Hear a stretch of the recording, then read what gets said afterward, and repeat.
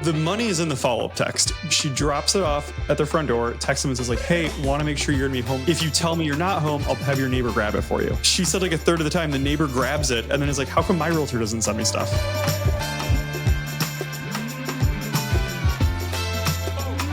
So we always like to start on the show with like your general stats and some information about you so people know why they should listen to you. So just give us a quick overview on your numbers for 2022 and where you guys are at for 2023. Yeah. So personally, I was at 18 million last year, shooting for 20 million this year. As a team, we always shoot to hit in that 100 million mark. And so there's 7 of us on the team right now. And that's kind of what we shoot for, is to hit that, 100 million. That's awesome. So personally, you did around 20. Yes. I absolutely love that. So obviously Colorado Springs, a little higher than average deal sizes because you guys have great weather 100% of the time. So what's the average price point in your market? Yes, our average price point is 500,000. And that's just kind of, what it takes to get a single family decent home in this market. Okay. So the main reason I wanted to chat with you is that I'm fascinated by the fact that you were a powerhouse agent doing good business for years in Missouri, and you moved to Colorado. Like you, I don't want to say you left your business, but you walked away from an incredibly profitable business and moved to a new area that already had like tens of thousands of real estate agents. Right. So walk me through how long you've been in Missouri, what you'd built, and then why you walked away and like how you rebuilt that. Because I think so many agents out there think, and sales professionals in general, like in any industry, they want to move, they want to do these things, but they're like, oh my gosh, like I've built, my $10 million business and I don't want to walk away from it.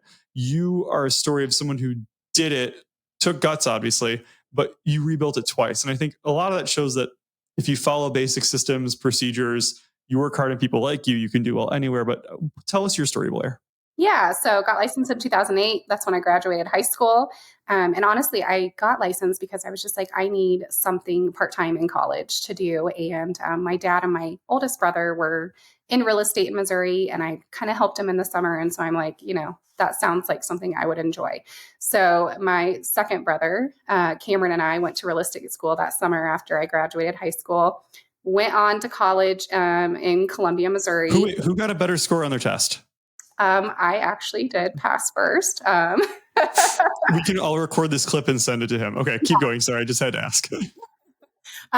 So anyways, went to school and I just started reaching out to top agents in Columbia, Missouri. Who can I work for as an assistant? Part-time, obviously going to school, but being able to hold open houses or help you on the weekends when a lot of agents don't want to work was kind of my selling point with that. And so I just happened to find an agent whose husband was a custom home builder and hooked up with them. And honestly, like they took care of me. They got me into the business. I met tons of people that way and was able to build my brand on top of their brand. So I think that's like the first tangible takeaway for anyone out here listening, right? Like whether you're brand new to real estate or whether you're brand new to the area that you're in, if you want to be in real estate and you don't know anyone, you can find someone that has what you need, which is business and relationships, and attach yourself to them. Because like even if you didn't make a lot of money, you were still learning the business. You were still learning those skills that you could then use on your own when you eventually got your own clients. And I hear this time and time again from people that we interview on the show.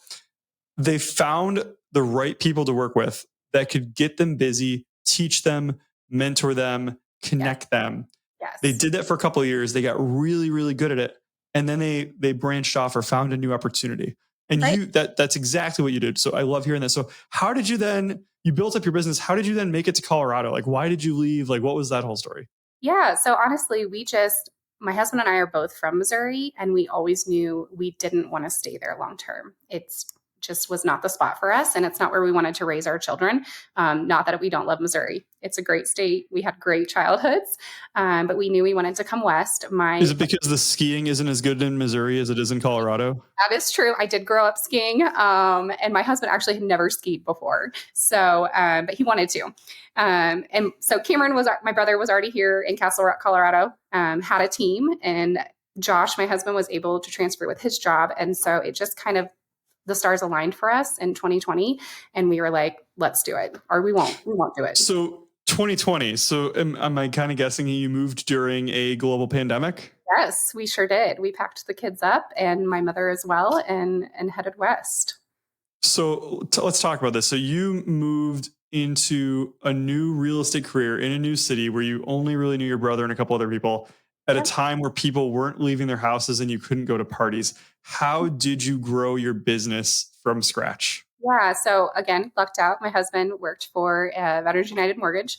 And so I met with his boss. She knew I was new to the market, but knew I had done real estate before. And I just said, give me a chance, right? Like, send me a buyer. And I promise you, they will be taken care of. I will get them to the closing table, and was able to build off of it from there. I just earned her trust.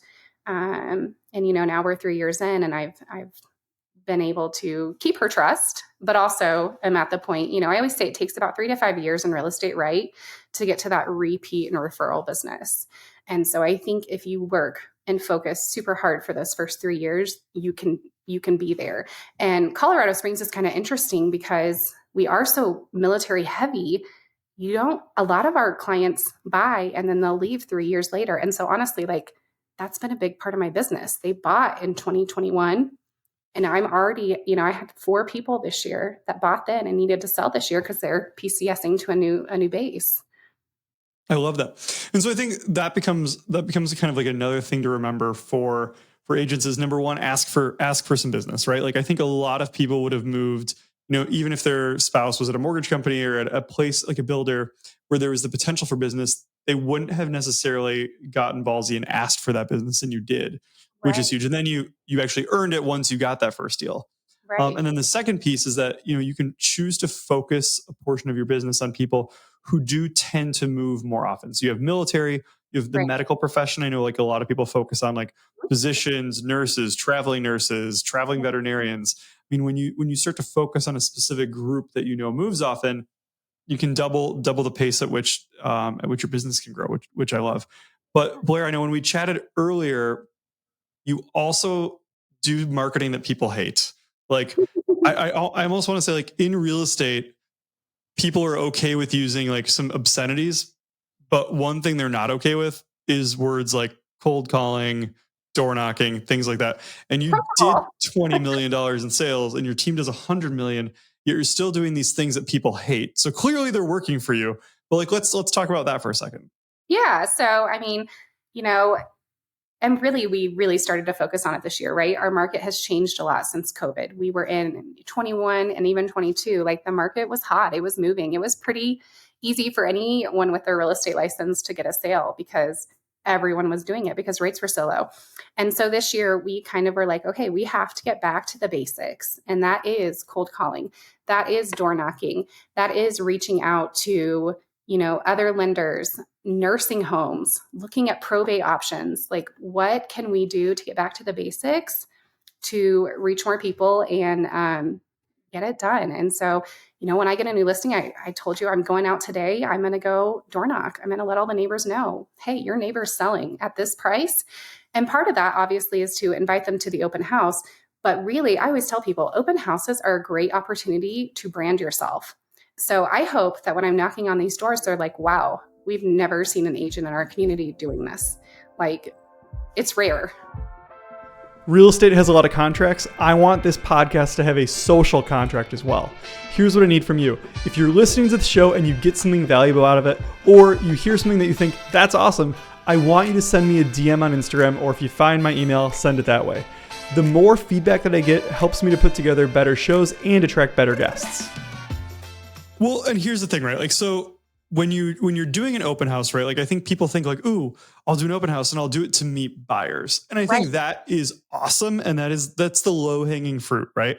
Right. However, when you do an open house, number one, you're showing your seller or someone's seller that you're putting in the work and putting in the effort, right?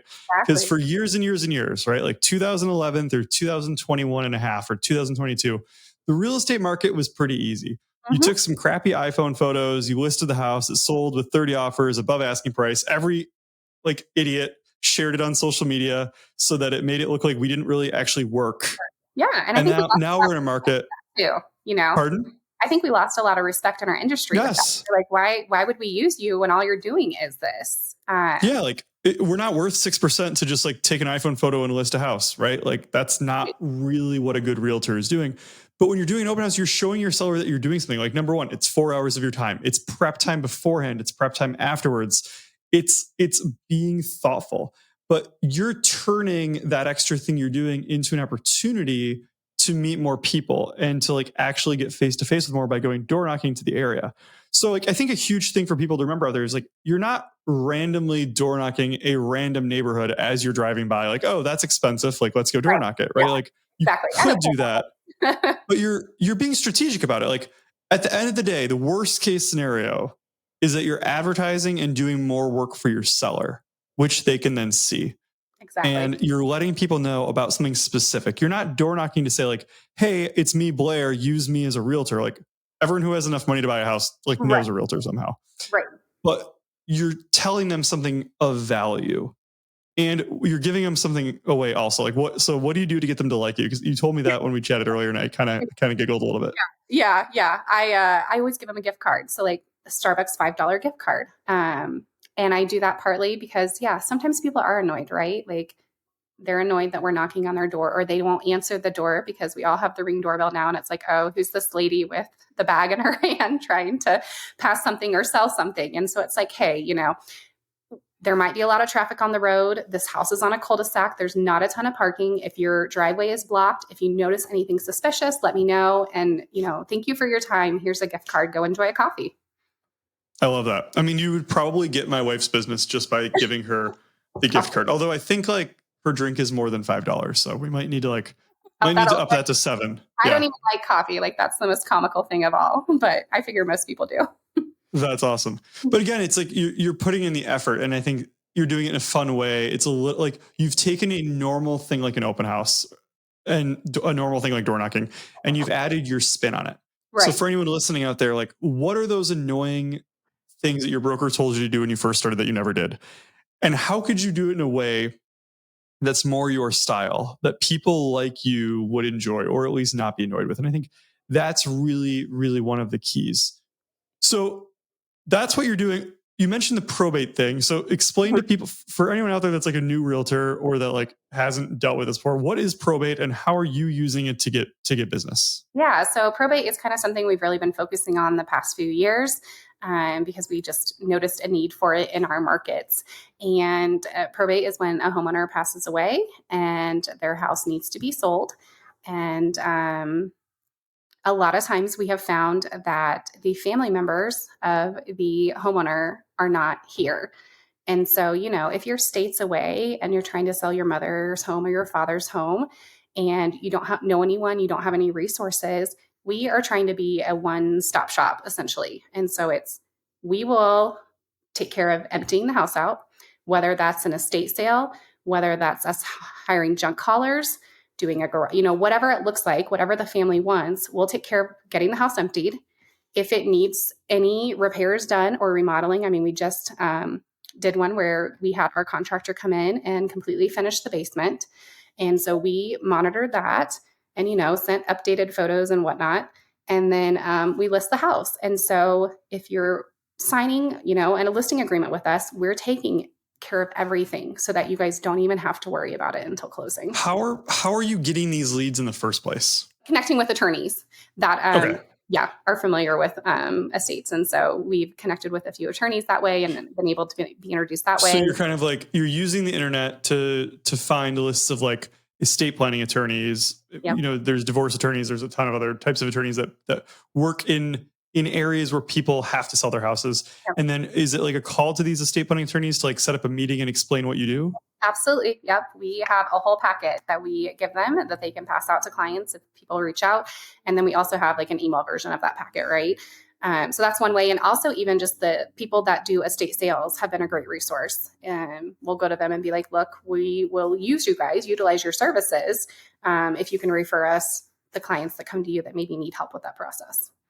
I love that. Well, I think here's the thing. Like so many realtors have told me like, oh, I prospect divorce attorneys and estate planning attorneys. Like that idea is not new. Mm-hmm. But you guys actually came up with a pitch that's in writing, that explains your value, that explains what you do, that makes it a little bit more tangible. And I think so, and I know Megan, when we talked last week, she has a very specific pitch for builders. Yeah. And it's that pitch that has all of the value. You're putting together something, you're making it official, right? Like, if you're a realtor listening, think of like, who are these business professionals that you're targeting, and what are you actually giving them other than just like a cold call that says like, hey, like if you ever happen to need a realtor, like use me. Like that sucks. You've got to get something in front of them, and not just one time. It's multiple. Hey, can we meet? Hey, do you mind if I stop by?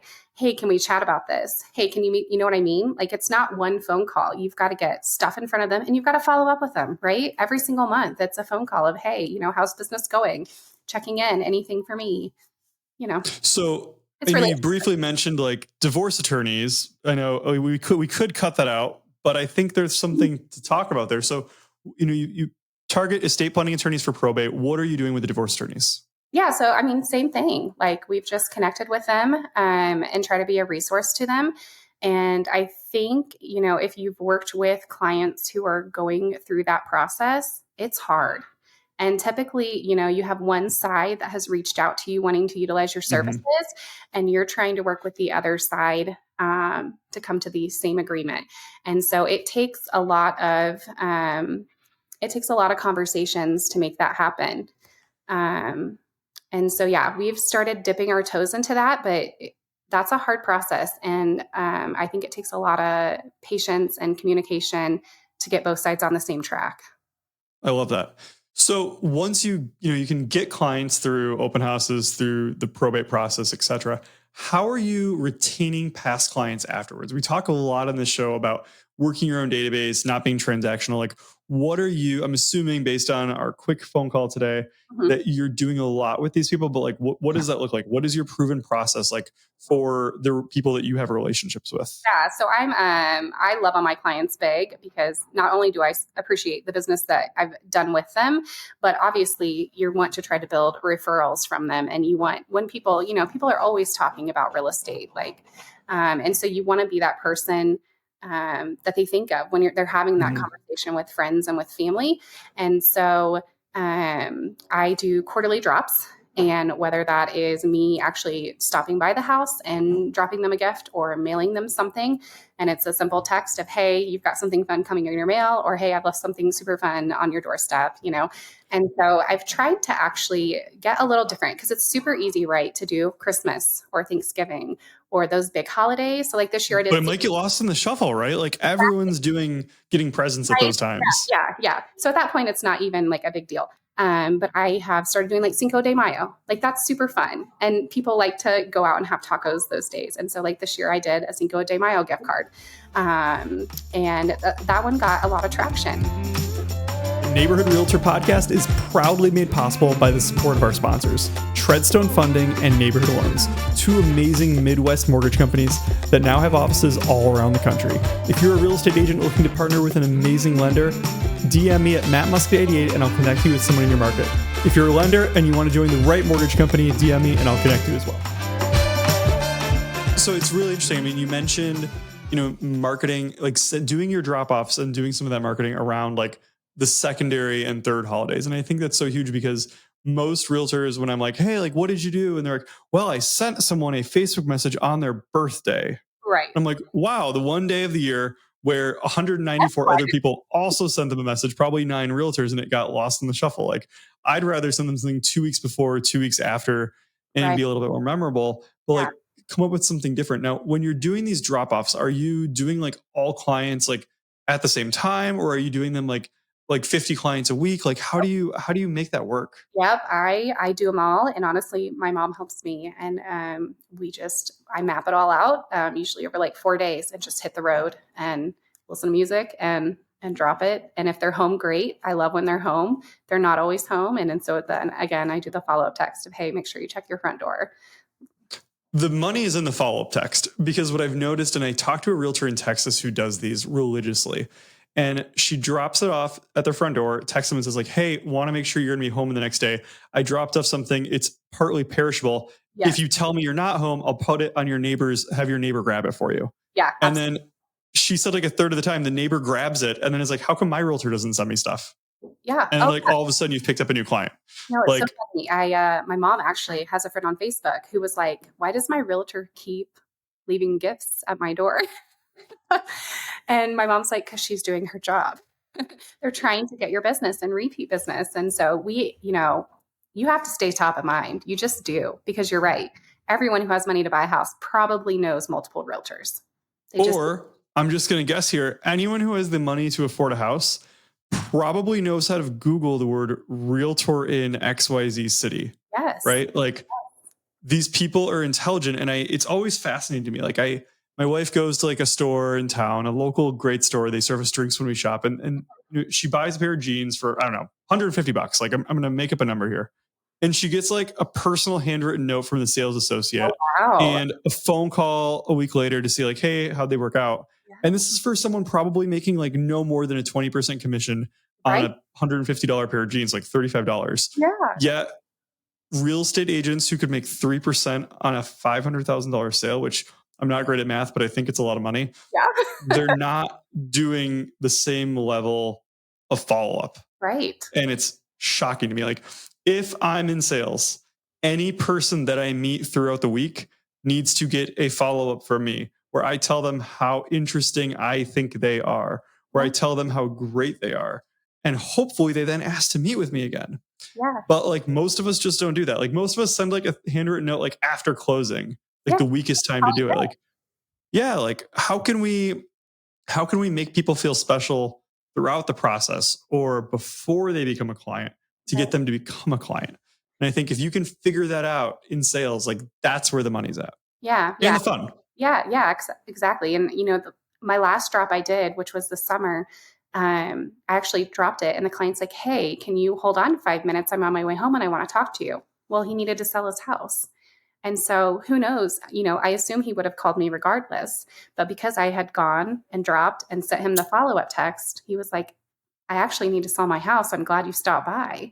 And so, that right there, that sell alone makes up the marketing money I need for these drops for the rest, you know what I mean? The year. And it only takes one. Yeah, it's so important. And I think something that people forget all the time is like, my number one pet peeve since I've been in this business is that when you ask a top producing salesperson, hey, where do you get your business from? They give you like BS answers, like my sphere of influence, or like, I just know everyone. And I'm like, well, that's not useful. Like I'm a new person trying to like figure this out. Right. Or I was.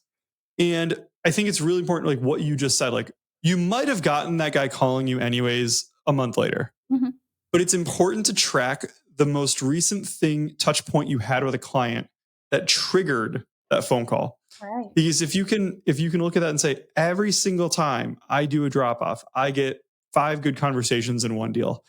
That's what led to that past client calling you back. You did something. You either Facebook messaged them, you had a meeting, you did something. Like I have realtors who the only thing they measure in their business is how many sit down coffee, lunch, and happy hour meetings they have a week. If they have 15 a week, they know they will get 3 sales a month. And it's just the immutable laws of the universe. Yeah.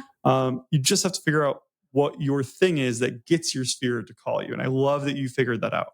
Well, and I think it's important. Hustle appreciates hustle. So like my preferred inspector, and this is like one of my favorite stories, I was using an inspector who I liked. I didn't have any issues with him. But this guy kept coming to our office. Hey, looking for business. What can I do? Almost every single week he'd bring and drop something to us, donuts, lunch, and just kept at it. And finally we were like, okay, let's give him a chance. Like this guy is hustling for business. And I quickly flipped to him. There's things he does that my other inspector was not doing. And I didn't even realize that I was missing out or that my clients were missing out. Right. Yeah. And so I've been with him for 2 years now. And I'm always like, gosh, you hustled for my business and you earned it. And I appreciate that. I can see that you did that. I love that. That's a great quote. I feel like you should get that printed on t-shirts, like hustle appreciates hustle. Yes. So if someone wanted to learn more about your business or had any questions on the things you just talked about, like how would they get a hold of you? Call me. I'm a phone. Yeah, I'm a phone talker. Call me. Since we switched over to EXP, like that model, we're very open. And I know you interviewed Megan last week. Like we share our playbooks. And I'm like, Megan, what can I do in my business to do this? Because she's really good at this.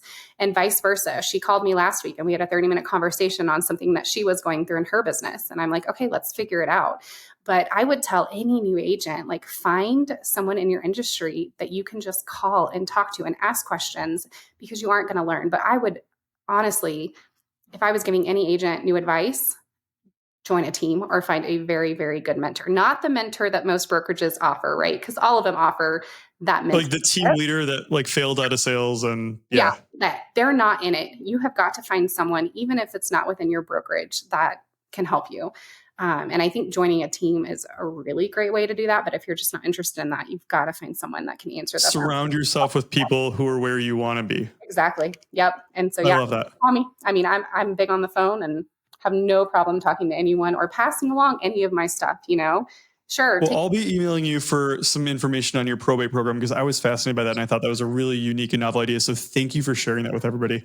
Everyone listening, to get great guests like this, I need reviews. Leave a review on the podcast store. It helps me get great realtors that you can get information off of. This business is all referral based. If you're listening and you know someone that I need to talk to, send them my way. I appreciate it. But most importantly, take one thing Blair said. You might not be into door knocking. You might not be into open houses, but take one thing she said and execute it tomorrow. Put it in your calendar as a time blocked activity, or share it with a new agent at your office that might need it if they tell you that they're looking for business. Blair, thank you so much for sharing your brain with us today. I appreciate you. No, thank you.